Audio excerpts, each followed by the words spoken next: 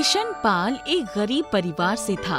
वो रात को चौकीदारी करता था और मोहल्ले के लोग उसको कुछ पैसे दे दिया करते थे, जिससे वो अपने घर का खर्चा चलाया करता था। मोहल्ले के लोग तो उसको 10-20 रुपए देते थे और कुछ लोग उसको खाना भी दे दिया करते थे। रात भर जाकर कुछ ही पैसे लेकर आते हो। दिन में मैं झाड़ू पोछा करके कुछ पैसे कमाती हूँ, फिर भी घर का खर्चा नहीं चलता है और शिवानी को इसको पढ़ाने की धुन लगी हुई है। माँ, मेरी सभी सहेलियाँ स्कूल जाती है, मेरा भी तो मन करता है स्कूल जाने का। पढ़ाई तो तभी होगी जब पेट की आग बुझेगी। घर में खाने के लिए तो कुछ है नहीं। तेरे स्कूल के फीस कहाँ से जमा करूँगा फिर, ये बता। तो माँ, मैं कभी नहीं पढ़ पाऊंगी। मैं भी पड़ोस में जो अनीता दीदी रहती है, उनकी तरह पुलिस में भर्ती होना चाहती हूँ और देश की सेवा करना चाहती हूँ। मैं तेरी सेवा कर लूं, वही मेरे लिए बहुत है। देश की सेवा तो बाद की बात है। जितना पढ़ा लिखा दूंगा तुझे, उतना ही तेरा रिश्ता ढूंढने में आफत आएगी। तू पढ़ लिख गई तो तेरे लायक वर ढूंढना मेरे बस की बात नहीं रहेगी। आप फिक्र मत करो पापा, मैं कुछ जुगाड़ कर लूंगी। कुछ ही देर में तेज बारिश और तूफान आ जाता है और उनकी छोटी सी झोपड़ी में से पानी टपकने लगता है। ये लो, हो गया कंगाली में आटा गीला। क्या हुआ माँ? होना क्या है, गिरे को तो भगवान भी 2 लात मार देता है। ये देख, हमारी छोटी सी झोपड़ी जो सर छिपाने के लिए थी, अब उसमें भी छेद हो गए हैं। छत टपकने लगी है, अब सिर छिपाने के लिए भी सोचना पड़ेगा। आप फिक्र मत करो माँ, मैं अभी इसको सही कर देती हूँ। क्या करेगी? शिवानी झोपड़ी की छत पर जाकर कुछ कट्टों की मदद से छत को टपकने से रोकने की कोशिश करती है। कुछ हद तक ये कामयाब भी हो जाती है, पर पानी फिर भी नीचे आ रहा होता है। जब बारिश थम जाती है, तब तीनों की जान में जान आती है। हर साल बारिश के मौसम में हम इस छत की मरम्मत कराने के लिए सोचते हैं, पर तेरा बापू है ना, जितना कमाता है उससे शराब में उड़ा देता है। आप फिक्र मत करो माँ, एक दिन इस टूटी फूटी छत की जगह एक नया घर बनवा कर दूंगी मैं। इतने बड़े सपने मत देखा कर बेटा, क्योंकि जब सपने टूटते हैं ना तो बहुत दुख होता है। शिवानी इसी तरह से परेशान होकर घूम रही थी। थोड़ा सा दूर चलने पर उसे एक बहुत ही बुजुर्ग आदमी मिला, जो ठेले को ढोने की कोशिश कर रहा था, परंतु असमर्थ था। उसे देखकर शिवानी बहुत परेशान हो गई और उसकी मदद के लिए आगे बढ़ी। बाबा, आप इस ठेले को धोने की कोशिश कर रहे हो, पर आप तो इतने बुजुर्ग हो। बेटा, मजबूरी है। ये ठेला मुझे दूसरे मोहल्ले में पहुंचाना है। वजन ज्यादा है, ये मुझसे ढोया नहीं जा रहा। अगर ये नहीं पहुंचाया तो बहुत बड़ा नुकसान हो जाएगा। आप रहने दीजिए, मैं ये ठेला पहुंचा देती हूँ, लाइए।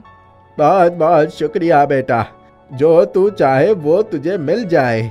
शिवानी उस ठेले को लेकर सड़क के किनारे किनारे जा रही होती है, तभी उसे एक गाड़ी पेड़ से टकराई हुई दिखती है।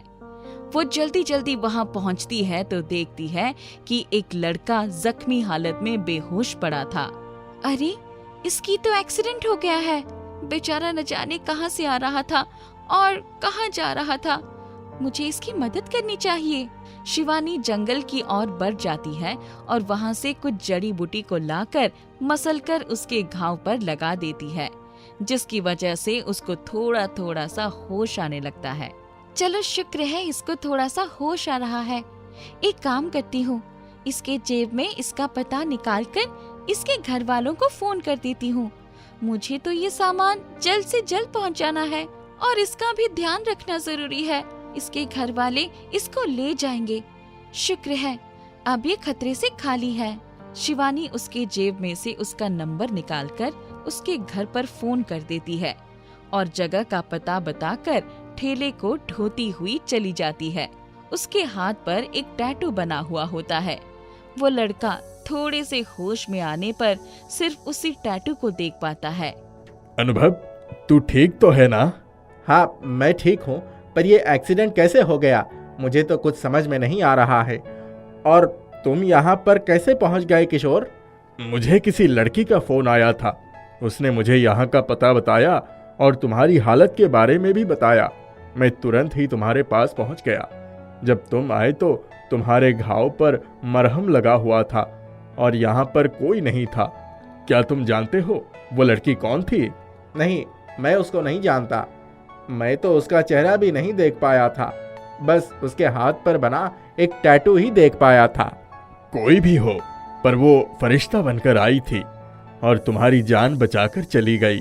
अनुभव ठीक हो जाता है, परंतु उसको हमेशा वो टैटू याद आता रहता है, क्योंकि वो उस लड़की का धन्यवाद करना चाहता था जिसने उसकी जान बचाई थी।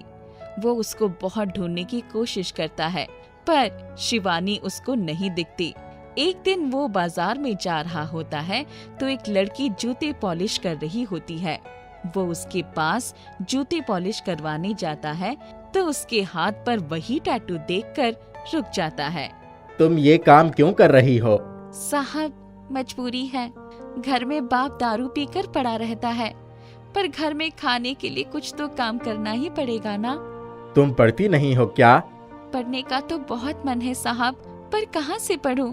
इतना पैसा थोड़ी ना है घर में कि पढ़ाई में लगा सकूं। अनुभव को बहुत दुख होता है। उसकी कहानी सुनकर वो उसको पढ़ाने का फैसला करता है और सोचता है कि उसने उसकी जान बचाई है तो क्यों ना उसका ये सपना पूरा करके उसकी ही मदद कर दे। वो शिवानी से पूछता है, अगर मैं तुम्हें पढ़ाना चाहूँ तो क्या तुम पढ़ोगी? मैं तुम्हारी मदद करना चाहता हूँ। पर तुम मेरी मदद क्यों करना चाहते हो? क्या तुम मुझे जानते हो? हाँ और नहीं भी। कुछ समय पहले मेरा एक्सीडेंट हो गया था और तुमने मेरी जान बचाई थी। मैं तुम्हें बहुत वक्त से ढूंढ रहा था। मैंने तुम्हारी शक्ल तो नहीं देखी थी, पर तुम्हारे हाथ पर बना टैटू देखा था, जिसकी वजह से मैं तुम्हें पहचान गया। आज तुम इतनी परेशान हो तो मेरा फर्ज बनता है कि मैं तुम्हारी मदद करूं।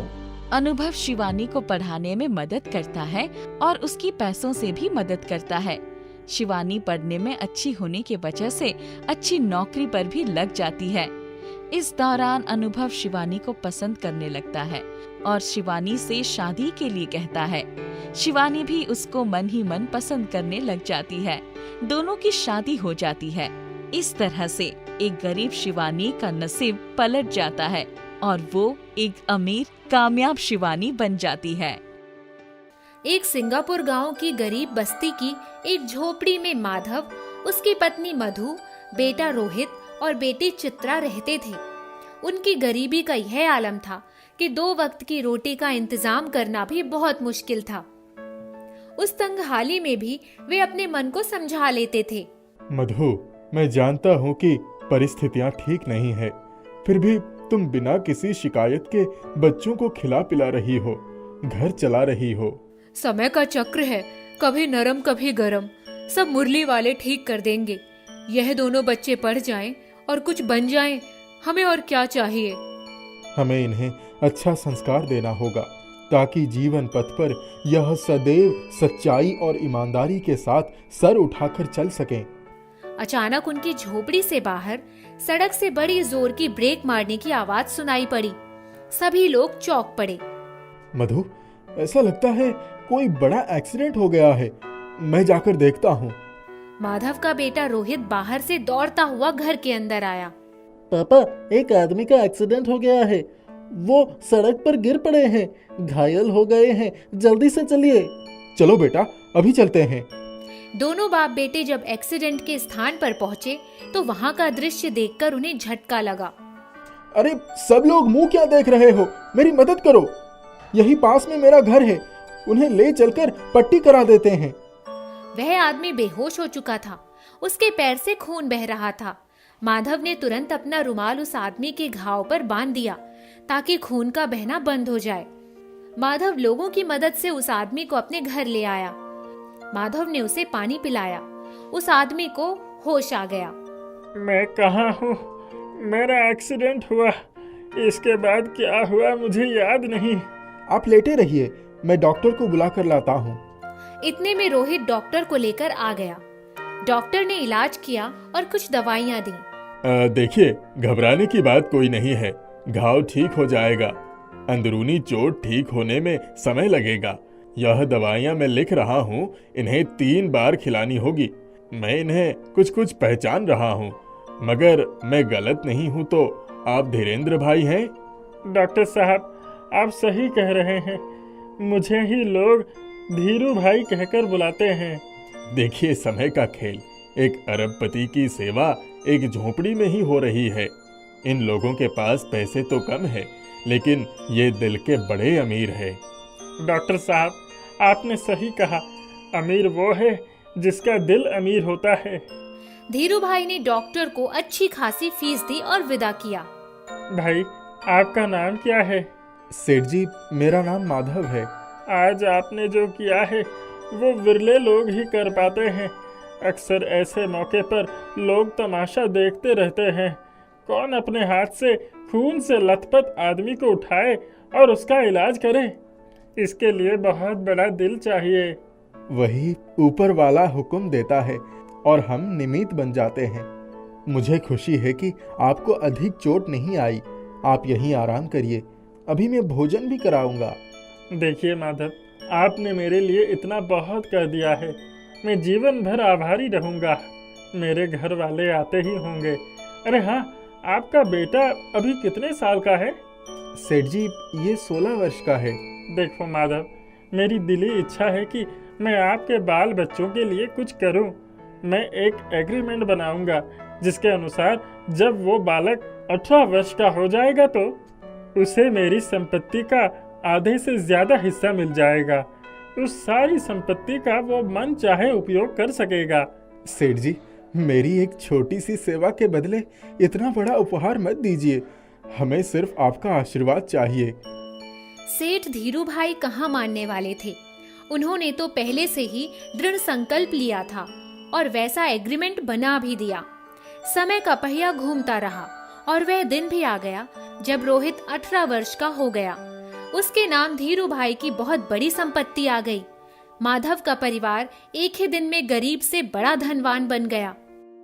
बेटा रोहित, इस संसार में प्रभु ने हमें जो भी दिया है यह उनकी कृपा है, अतः उनके द्वारा दिए गए उपहार का हमें सदैव सदुपयोग ही करना है। हाँ पापा, हम अपनी दौलत को अच्छे कामों के लिए ही लगाएंगे, गरीबों की मदद करेंगे। इतनी बड़ी संपत्ति आने के बाद नेक हृदय माधव और उसका बेटा दोनों मिलकर उनके गरीब झोपड़ा वासियों के कल्याण के लिए और जीवन स्तर को सुधारने के लिए कार्य करने लगे। यह बात जैसे ही धीरू भाई को मालूम पड़ी, वह आग बबूला हो गए। अरे, ये दोनों बाप बेटे तो बड़े समाज सुधारक बन गए हैं। ये मेरे सारे पैसे भूखे नंगे लोगों के पीछे लगा देंगे। धीरू भाई ने माधव को अपने बंगले पर बुलवाया। देखो माधव, मैं जानता हूँ कि यहाँ झोपड़ा वासियों के मन में तुम्हारे प्रति बहुत आदर भाव है। वो तुम्हारी हर बात को मानते हैं। फिर भी मैंने यह संपत्ति तुम्हें समाज सेवा करने के लिए नहीं दिया है। मैं उसी समय से तुम्हारा जीवन स्तर सुधारना चाहता था। यह सब बंद कर दो, वरना अंजाम बुरा होगा। सेठ जी, हम तो भलाई का काम कर रहे थे। अब आप ही बताएं, इसमें बुराई क्या है? मैंने तुम्हें इतनी बड़ी संपत्ति दी है, क्या इसके बदले तुम मेरा काम नहीं कर सकते? सेठ जी, कैसे काम के बारे में बात कर रहे हैं? देखो माधव, यह सभी झोपड़ावासी इतने बड़े क्षेत्र में फैले हुए हैं। मैं चाहता हूँ कि इनका भी भला हो जाए और मेरा भी भला हो जाए। ये तो बड़ी अच्छी सोच है। अब बताइए, भला कैसे होगा? मैं इस पूरे क्षेत्र में कुछ बिल्डिंग बनाना चाहता हूँ। इन झोपड़ावासियों को मैं एक अन्य जगह ढंग के घर में बसाना चाहता हूँ। मैं इन्हें उसके लिए अच्छी खासी रकम दूंगा। अगर सीधे से ना माने तो उन्हें यहाँ से खाली हाथ जाना पड़ेगा। सेठ जी, मैं यह जगह खाली करके जा सकता हूँ, लेकिन दूसरे लोगों की जिम्मेदारी नहीं ले सकता। मुझे क्षमा कर दीजिए। यदि तुम ऐसा नहीं कर सकते तो मेरी संपत्ति मुझे वापस कर दो। मैंने भी कोई खैराती दवाखाना नहीं खोल रखा है। माधव को सेठ की बातों से बड़ा दुख पहुंचा, लेकिन वह उनके पैसे वापस कर देता है। इसके बाद अपने परिवार को लेकर माधव दूसरी जगह पर रहने के लिए चला जाता है। रोहित ने वहां एक छोटी सी दुकान खोली और जीवन यापन करने लगा। एक दिन सेठ को अपनी गलती का पश्चाताप हुआ और वह माधव के घर पर पहुंच गया। दुकान पर रोहित बैठा हुआ था। सेठ जी नमस्ते, आइए बैठिए। माधव और रोहित, मुझे अपनी गलतियों का एहसास हुआ, इसीलिए मैं यहाँ तुम्हारे पास चलकर क्षमा मांगने के लिए आया। मुझे क्षमा कर दो। सेठ जी, आपका धन था, आपने दिया और फिर आपकी इच्छा अनुसार वापस ले लिया। हम आपकी इच्छा अनुसार कार्य कर नहीं सके। हमें आपसे कोई शिकायत नहीं है। आप बड़े आदमी हैं। हम जैसे गरीबों से क्षमा मांगना आपको शोभा नहीं देता। रोहित, ये बताओ कि तुम्हारे पास इतनी बड़ी संपत्ति आई और चली गई, क्या तुम्हें फर्क नहीं पड़ा? सेठ जी, बचपन से ही हमें जो जिंदगी जीने की आदत पड़ गई थी, उसी जिंदगी को यदि फिर से जीना पड़े तो उसमें हमें कोई कष्ट नहीं। जिन पाँवों को हमेशा कठिन राह पर चलने की आदत है, वो फिर से उसी राह पर चलने के लिए नहीं हिचकिचाएंगे। मैं तुम्हारी मदद करना चाहता हूँ। यदि आप हमारी मदद करने की इच्छुक हैं तो हमें सिर्फ एक आशीर्वाद दीजिए कि हम सदैव सच्चाई और ईमानदारी के रास्ते पर चलते रहें और कभी किसी का दिल ना दुखाएं। रोहित रीना के साथ अपनी दुनिया में खुश था। शादी के कुछ साल बीत गए थे और वो दोनों अपने भविष्य के सपने सजा रहे थे। रोहित, हमारे पास घर, गाड़ी, बैंक बैलेंस सब कुछ है, बस औलाद की कमी है। मुझे विश्वास है कि यह कमी भी पूरी हो जाएगी। अच्छा, ये बताओ कि तुम्हें पहले बेटे की ख्वाहिश है या बेटी की? मुझे बेटी चाहिए। मैं उसे सजाऊंगी, उसके बाल बनाऊंगी, अच्छे अच्छे ड्रेसेस और फ्रॉक पहनाऊंगी, सुंदर गुड़िया की तरह सजा कर रखूंगी। सच कहूँ तो जब मैं दुकानों में अच्छे से ड्रेसेस, फ्रॉक देखती हूँ तो मुझे यही ख्याल आता है कि एक दिन एक बच्ची ने बहुत सुंदर ड्रेस पहनी थी। वह इतनी प्यारी और क्यूट लग रही थी कि जी करता था उसे गोद में उठा कर ले लूं। बेटा हो या बेटी, मेरे लिए दोनों ही अच्छे हैं। एक बात तो है कि बच्चों का ज्यादा समय मम्मी के साथ ही गुजरता है। पापा लोग तो सवेरे निकलते हैं और रात को ही घर आते हैं। कभी कभी तो पापा के आने तक बच्चे सो जाते हैं। मेरे दोस्त हैं, वे अपने बच्चों से सिर्फ संडे को मिल पाते हैं, क्योंकि रोज बच्चों के उठने से पहले ही ड्यूटी पर चले जाते हैं और उनके सोने के बाद ही घर आते हैं। ऐसे लोग संडे वाले अंकल बन जाते हैं। आप ऐसा ना करना, कभी भी लेट कमर पापा मत बनना। काम धंधा जरूरी है, लेकिन परिवार के साथ समय बिताना भी जरूरी है। आपको रोज ऑफिस से जल्दी घर आना होगा, क्योंकि तब इंतजार करने वाले 2 हो जाएंगे। हाँ बाबा, जल्दी आ जाया करूंगा, वरना डबल डांट खानी पड़ेगी। रोहित के पड़ोस में रहने वाली रोशनी की एक बेटी आकांक्षा थी। वह रोहित और रीना को बहुत पसंद थी। भगवान मुझे आकांक्षा की तरह एक बेटी दे दे तो मैं उसे बड़े प्यार से रखती। सब्र करो, एक दिन हमें भी आकांक्षा जैसी बेटी मिल जाएगी। एक दिन रीना की तबीयत बहुत खराब हो गई। वह बेहोश हो गई। रोहित ने जब उसे अस्पताल में डॉक्टर्स को दिखाया तो पता चला उसे ब्रेन कैंसर है। इनके ब्रेन में एक ट्यूमर है, उसकी जांच करनी होगी और इसके बाद अगला कदम उठा सकते हैं। डॉक्टर साहब, इसमें कोई खतरा तो नहीं है? अभी तो मैं कुछ कह नहीं सकता, आप चिंता मत करिए, पूरी रिपोर्ट आ जाने दीजिए। कुछ ही दिनों में रिपोर्ट आ गई और रोहित को पता चला कि उसकी पत्नी के दिमाग में कैंसर का ट्यूमर है, तो उसका दिल बैठ गया। वह जान गया कि अब रीना ज्यादा दिनों की मेहमान नहीं। अब उसे अपनी दुनिया में अंधेरा ही अंधेरा दिख रहा था। वह अपने दुख को दबाकर रीना का मनोबल बढ़ाने का प्रयास करता था। रीना, तुम चिंता मत करो, तुम्हारा अच्छा इलाज हो रहा है और तुम ठीक हो जाओगी। मैं तुम्हें बड़े से बड़े अस्पताल में ले चलूंगा। हाँ, मैं ठीक हो जाऊंगी। अब तो मेरे सर में ज्यादा दर्द भी नहीं होता। आप यकीन मानिए, मैं आपका साथ कभी नहीं छोड़ूंगी। अभी तो हमारी जिंदगी की गाड़ी शुरू हुई है, हमें बहुत कुछ करना है। इन दोनों की बातें चल रही थी। इतने में पड़ोस की लड़की आकांक्षा उनके पास आई। आंटी, मेरे बाल बना दीजिए, मम्मी किचन से बाहर ही नहीं निकल रही है। आओ बैठो, मैं तुम्हें सजा देती हूँ। इतने सुंदर बाल हैं, किसी की नजर ना लगे। आंटी, मैं भी सुंदर हूँ ना? उस दिन मम्मी मुझे बंदरिया कहने लगी। क्या मैं बंदरिया दिखती हूँ?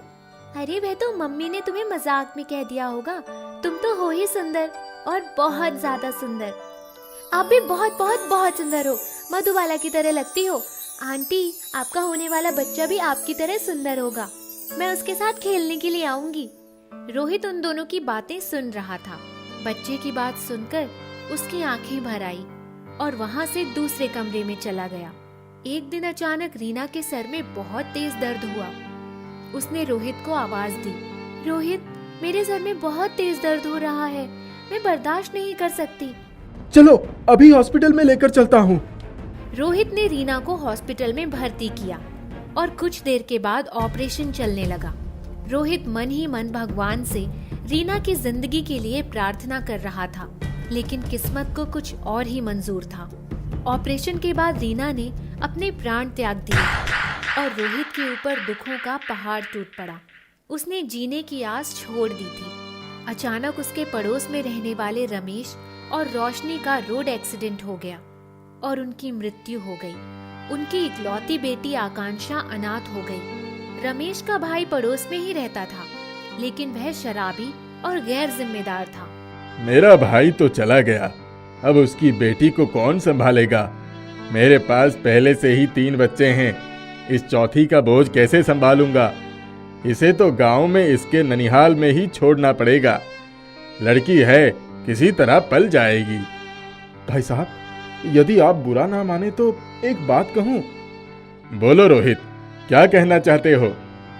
आपके पास 3 बच्चे हैं और मेरे पास कोई औलाद नहीं है। मैं आकांक्षा को गोद लेने के लिए तैयार हूँ। ठीक है, ले लो, इसको गोद ले लो, लेकिन संभालोगे कैसे? मैं इसके लिए एक आया रखूंगा, वो दिन भर इसकी देखभाल करेगी। जब मैं ड्यूटी पर से आ जाऊंगा तब मैं देख लूंगा। अच्छी बात है, ले लो बिटिया को। रोहित ने दोनों हाथ फैलाए और आकांक्षा उनके पास दौड़कर चली आई। मेरी और रीना दोनों की दिली इच्छा थी कि हमारी आकांक्षा जैसी एक बेटी हो। भगवान ने आकांक्षा को ही मेरी गोदी में डाल दिया। रीना का साथ छूट गया, लेकिन आकांक्षा मिल गई। मैं बिटिया रानी को बड़े प्यार से संभालूंगा। रोहित ने आकांक्षा को पालना शुरू कर दिया और इसी में वह अपना दुख भूलता रहा। चलो, मैं आज अपने आकांक्षा बिटिया के लिए अच्छे अच्छे कपड़े, जूते, चप्पल खरीदूंगा। प्यारे प्यारे खिलौने लूंगा, प्यारी गुड़िया भी लूंगा।